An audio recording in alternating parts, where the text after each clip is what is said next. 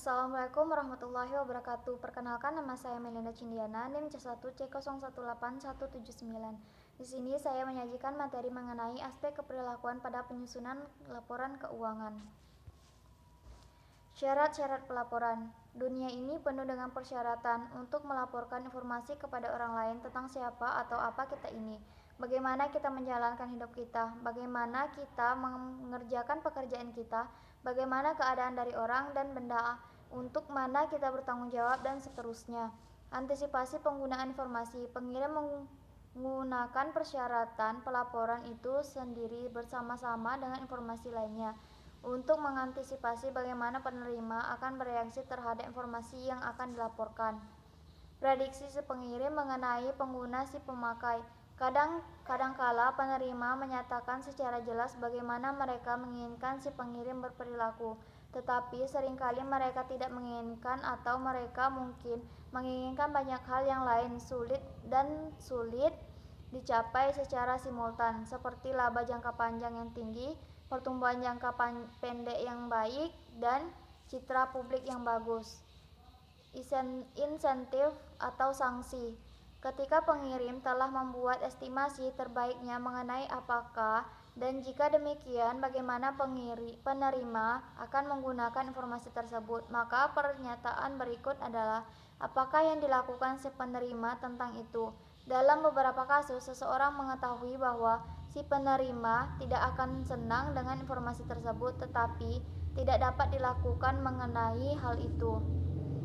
Penentuan waktu. Waktu adalah penentu penting yang menentukan apakah persyaratan pelaporan akan menyebabkan perubahan dalam perilaku pengirim atau tidak. Strategi respon internal. Mengubah perilaku biasanya mahal biayanya. Orang dipengaruhi banyak tuntutan, batasan, dan keinginan yang sering bersaing satu sama lain. Perubahan apapun dalam perilaku biasanya mempengaruhi lebih dari satu dimensi ini dan tidak selalu ke arah yang diprediksi atau diinginkan. Pengarah perhatian. Suatu persyaratan pelaporan dapat menyebabkan pengirim mengubah perilakunya, bahkan jika ia tidak mengharapkan penerima bereaksi terhadap suatu informasi yang dilaporkan.